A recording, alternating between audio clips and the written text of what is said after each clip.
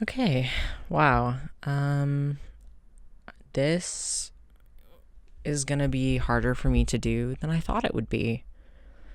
Um, so my name is Kitty Contagion, and I decided to start the artist way by, what's her name? It's like Julia Cameron or something. I'm pretty sure that's right. But if it's not, well, whatever. Um, I discovered the artist way because of Dochi. Um, I saw some TikTok that she had posted a clip from her YouTube videos of her recording her journey doing the artist way, which is a book and it's like a course, and it's supposed to help you up your creativity essentially. Also, don't mind the mattress. My girlfriend and I are working on turning this room into an art studio. So we had to get rid of the bed, obviously. So the mattress is here for now. But this is the end of the first week for me. The name of the chapter is Recovering a Sense of Safety. And I decided to start this because I am hitting this huge mental block with my day job where I'm just I can't just keep doing this. I need to find some way to survive from my art. And I can't really put it any better than that. I can't just work a bullshit job anymore. I need something that, I don't know, I need to make art. I need to be an artist. I need to figure this out. And it seems like that is what people are doing. So the artist way, I mean, to try and help them and, uncover my blockages, uncover my insecurities when it comes to making art. I've also never made a YouTube video before, and I don't want it to be super formal. It's just a video diary, talking about my experience with the first week. But I guess let's get into it. This week is about recovering a sense of safety. So this week, the main tasks, there's tasks that you have to do every week, and the tasks that were assigned to me in the book were essentially we're nailing down negative core beliefs that hold us back from being a true artist, being a true creator, tapping into that negative, not tapping into the negative energy. We're not doing that. We're tapping into that creative energy that everyone has access to. That is something that Julia was saying. We all have access to this. Everyone has creative abilities. And some people just feel more called to work with them more often. So one of the tasks this week was to identify 3 enemies or villains or whatever, 3 different people from your past who hindered your creativity, who hindered your self-esteem, that caused these certain negative core beliefs that you have about yourself. And I identified several about myself, but one of the main ones that I was kind of working on this week and exploring this week was the negative core belief that me deciding to try to work on art full time, or obviously I'm not quitting my job or anything, but just really going for it, that was too self-indulgent, that I don't deserve to do that, that there's a million like better things that I should be doing instead, that it's selfish to work on my art more than just like as a side thing. And so I guess now I can talk about the villains. It's really hard because like growing up, there was lots of villains in my life. I like have never gotten along socially like with other people ever since a really young age. I'm also autistic, so there is that factor, and I didn't even start to consider the possibility until I was like 19 or 20. And then I wasn't even like, that did not get confirmed until I was like 22, and I'm 25 now. So I went through my whole life not knowing, but I have a feeling that's why it's been so difficult for me socially growing up. In 4th grade, see, this is like where it really started to like set in that I was like different from my peers, and that I was like not, like something was weird about me that people didn't like, and I didn't know what it was. So I just like really like I feel like before that I had a much more like confident and like outgoing attitude. But I got bullied by this guy like every day, and it really like started to wear on me. Like I didn't really like have any friends either. Like at recess I literally was just like reading. Like I was always alone. So she wasn't socialized properly, okay? So by the age of like 10, most of my interactions with my peers were negative. And so I started to kind of believe like, if I am just like truly myself and like have like my true personality, like people aren't gonna like it and they're not gonna want to be around me. So that was like one villain, I guess, is like that bully, and like that year of my life, like really like solidifying the low self-esteem. And pretty much every year I was alive after that, it just got like lower and lower, especially when I got into high school. So my high school had a uniform, and I've always been a very outwardly expressive person. Like I always like to do my hair. I like to dye my hair. I wore like a ton of makeup to school every day. But the dress code was really, really strict at my high school. And it got to the point where one time, this happened like a bunch of times. I got dress coded for my lipstick being too dark. I got dress coded for wearing too much eye makeup. One time I bleached my hair, and the school emailed my mom and said that my hair was too distracting and it stuck out too much from my peers, and I had 2 weeks to change it or they would be taking disciplinary action. My mom like actually freaked out on them over that one, so I kind of like got out of it. But like it was really bad. Like they would like interrupt class like over the call, like the comm in the classroom, and like call me into the office to just like talk about how I'm wearing too much makeup, or like I can't wear my hair a certain way. And you wonder like why I'm an anarchist. I mean, maybe I always have been, because I always thought it was total bullshit. So the villain in this story was definitely, her name was Miss Paff, Paff, and she was kind of like in charge of the high school girls, because I hadn't like realized I was trans yet in high school. uniform.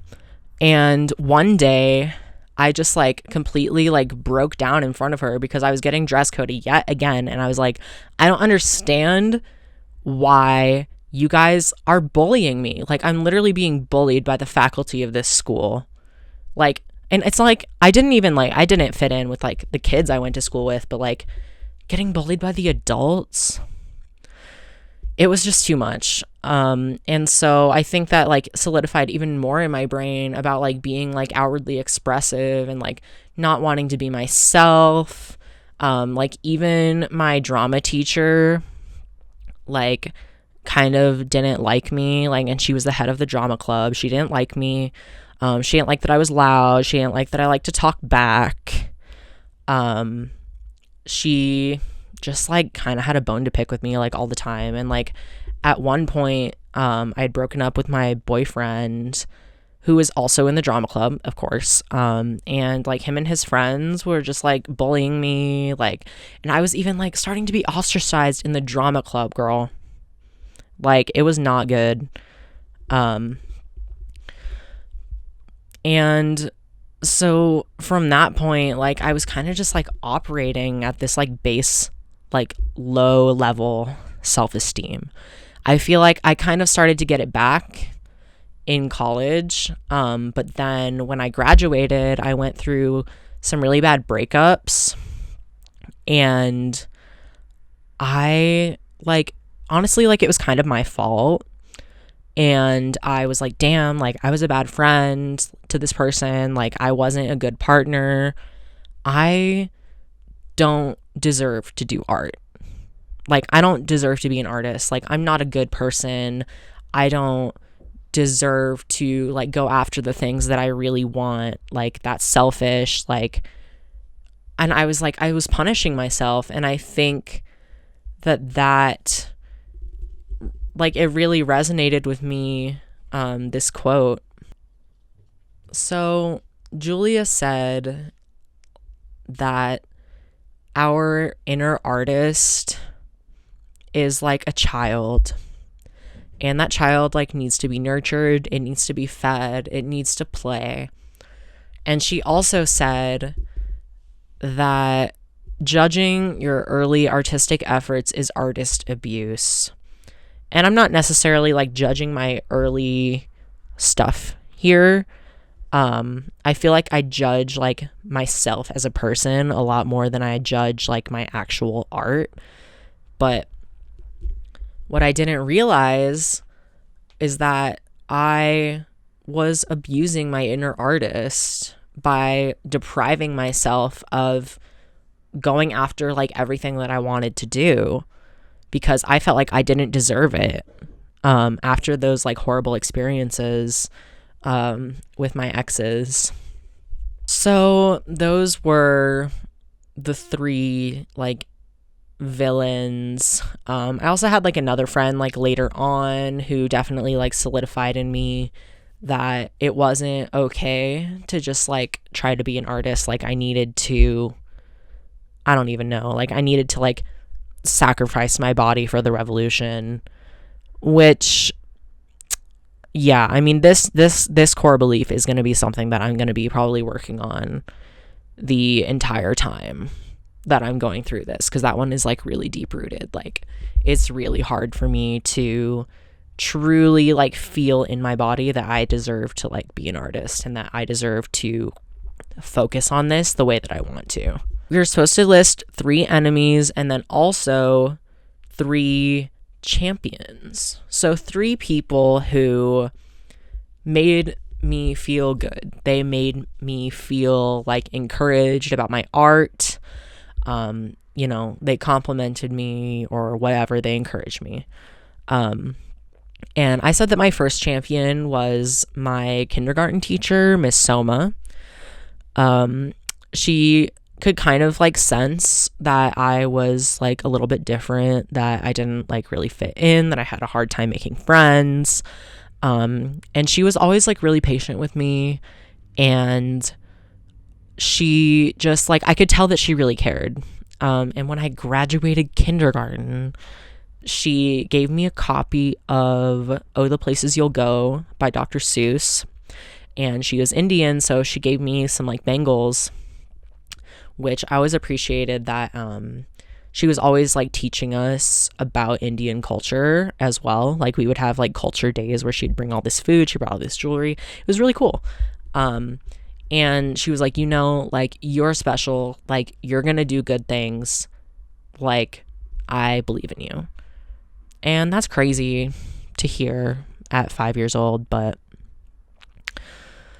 yeah, thank you, Miss Soma. You'll probably never see this, but thank you. Let's see. So another champion that I had was one of my college professors. I didn't have like a super personal relationship with her or anything like that. But whenever I was in any of her classes, whenever I was like doing a production with her, I went to theater school, by the way. I went to college for theater. So yeah. She really helps me like drop into my body. Like before I started working with her, I was really like in my head, and she like taught me how to act and how to perform like in my body.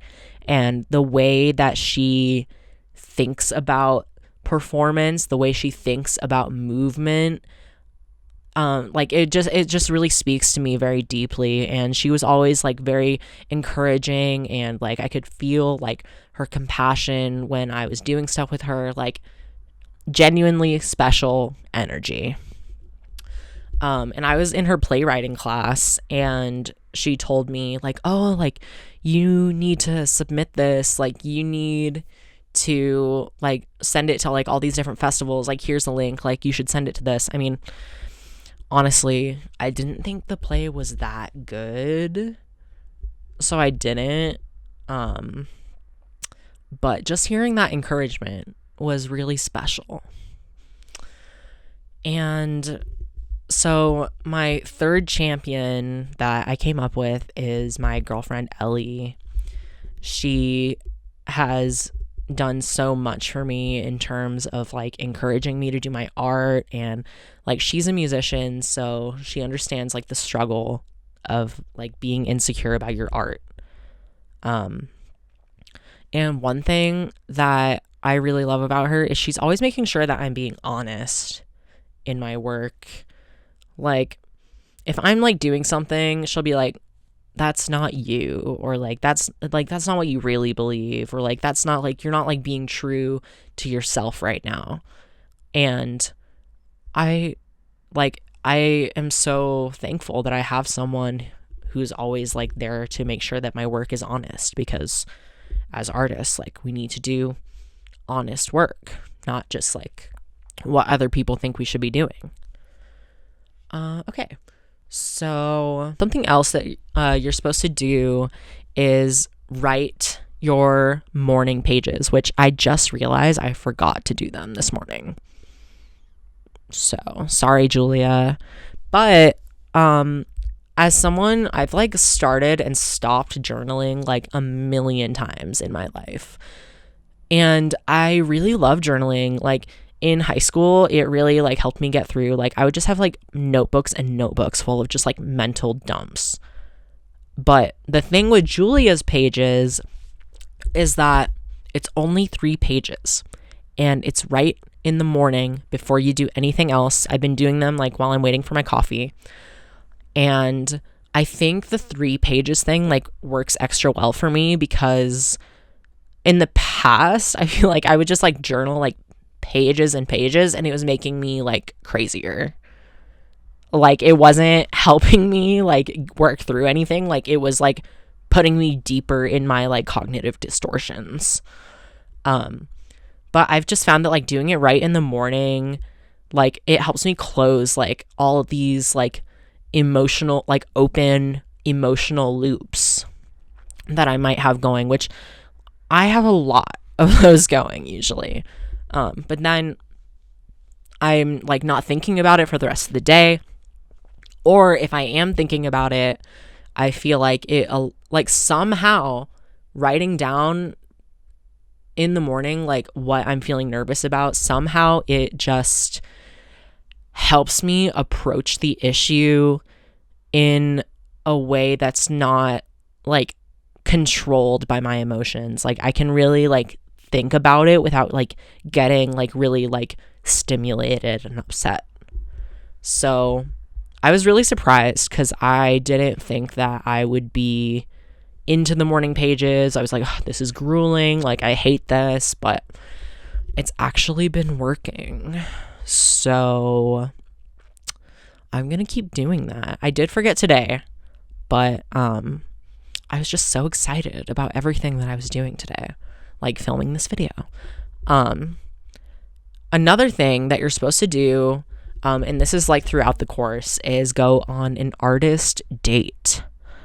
So, and that's like an activity once a week that you do alone that is just like feeding your inner child or just like doing something that you want to do. And I went to a bead museum in the town where I live. I've always kind of wanted to go there, but I just never like got around to like checking it out, I guess.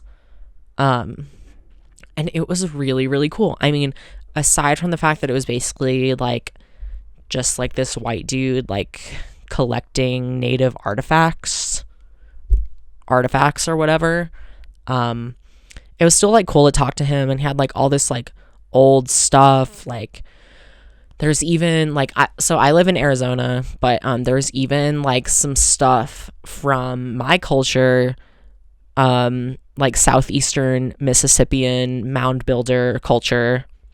He had stuff that like predated our tribes, like being tribes, when we were all just kind of like the Mississippian culture, which I thought was really cool. I'll include some pictures of some stuff that he had.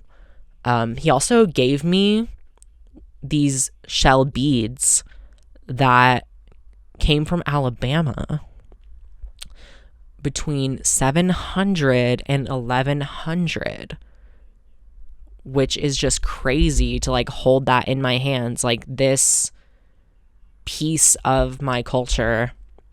It was just like really cool.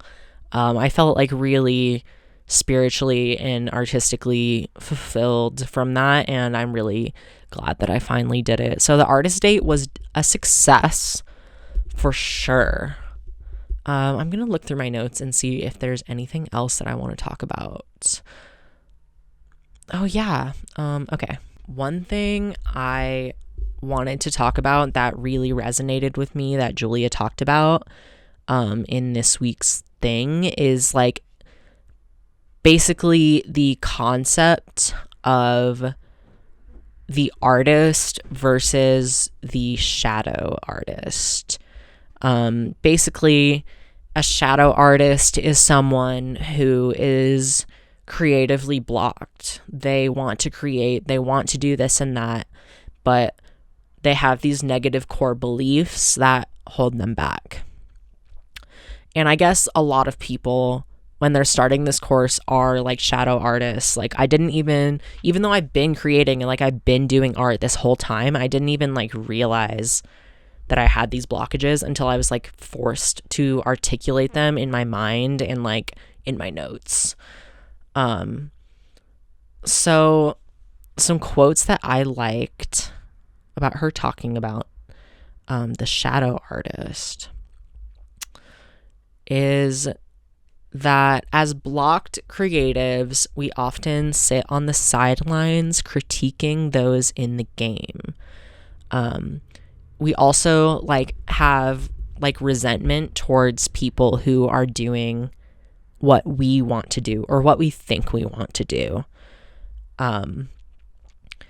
And one thing I like that she said is that you could do it better if only you would let yourself do it. So if only you weren't just like critiquing other people or like looking at other people doing what you want to do, like just let yourself do it. Like what is holding you back from just doing it? And then once I like actually had to sit down and be like, okay, like what steps would I need to take to actually achieve this? It was like, do I even really want to do that anymore? Or do I just want my art to be seen? Like, do I really want to like host a show at this bar, or do I kind of just want to like do my own thing and like pop in and pop out whenever I want? Like, is that what I really want, or is it just, you know, critiquing someone that's in the game? Do I really want to do that, or am I just like projecting this idea of what it means to be a successful artist? So I really like this idea, like moving from being a shadow artist to letting myself be an artist.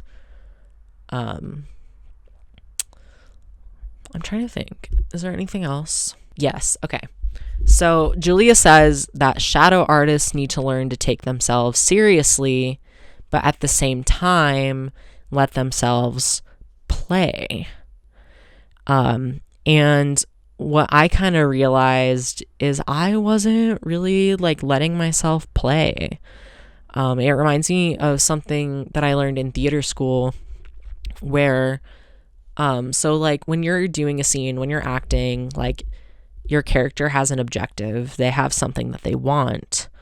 And that pretty much remains the same, but your tactics, how you get there, how you get that thing, what you do with your body, that's like the part where you play.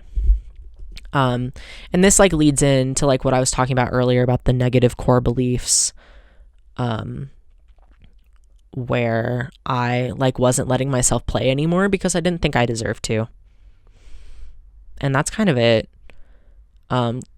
So that's like why I like shut down this like essential part of being a creator, of being in that creative energy, is I felt like I didn't deserve to play.